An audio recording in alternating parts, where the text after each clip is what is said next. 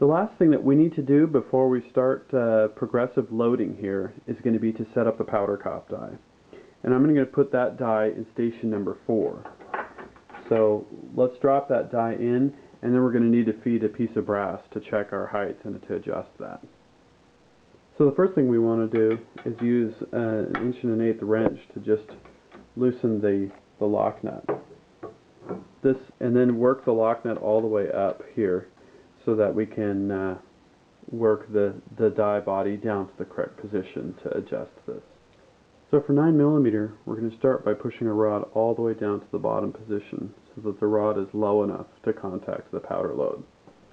Then, just like we did when we worked up our powder load, we're going to insert the shell just ahead of the powder major, dispense a load of powder, and then raise the ram all the way at the powder cop station. We're then going to lower the powder cop die until we see the O-ring come up to the top, and then we'll gently snug that.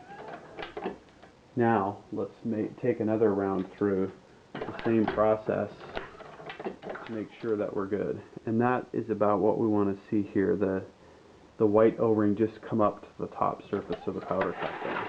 Alright, so now that we've set up the press, loaded the primers, loaded our powder, we're going to remove our case feed disconnect, and we're going to run a piece of brass through the system to confirm our setup. So we put our first piece of brass in, and I'm going to put the case feed disconnect back in. We'll let that piece of brass drop there. And so we've got our case inserted at station number 1. The first thing we're going to do is we're going to come up and we're going to size and deprime. We can hear the primer fall down the primer dispense tube. And then as we head down, we're going to prime at the start of station number 2. When we then raise the handle again, we're going to expand the case mouth for easy bullet placement. And then we're going to prepare for a powder charge. Raising the handle again dispenses our powder charge. And then we're going to confirm our powder charge, and it looks like we're good there. We're reading a little bit higher than we did last time, so we're going to run that through one more time to just confirm our setting here. Dispense the powder charge, and that looks good. Now we are going to take a bullet, place it in the case mouth, and station number 5, we're going to seat the bullet, crimp the case. We eject our first loaded 9mm round. And what we want to do here is check for flush primer. We want to measure our cartridge overall length, and when we confirm the setup of this round, we're ready to start loading. One last thing we want to do, however, is to check proper chambering in our pistol. So the pistol we're loading here is a Glock 17. So we're going to remove the magazine, load the round. Then we're going to confirm that our pistol is unloaded. We're going to insert our magazine. Make sure that the cartridge chambers. Notice that we've got our finger off the trigger. It's not even in the trigger guard housing there. And then we're going to eject the round. And we can also take the barrel out of our Glock and then manually take the round and feel the fit in the chamber when we insert this round into the chamber end of the barrel, and it should slide freely in without any kind of binding.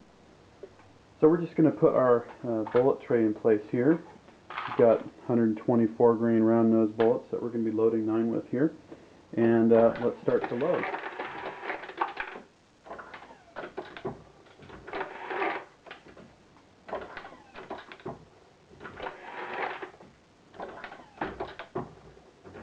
Keep a nice even tempo. Take a look at our powder top die there. Place a bullet right before station number 5 each time. Hornady dies do a good job of straightening out the bullets if you don't place them exactly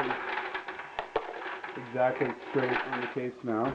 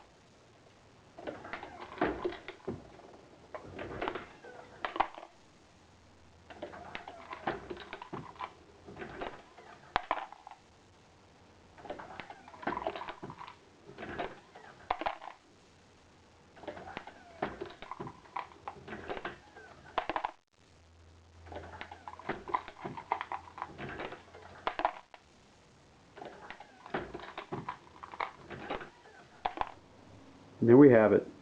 High quality 9mm ammunition loaded for our Glock on the Hornady LNL-AP progressive reloading press. For more videos like this on loading progressive calibers, rifle, pistol, and other types of reloading information, please visit ultimatereloader.com.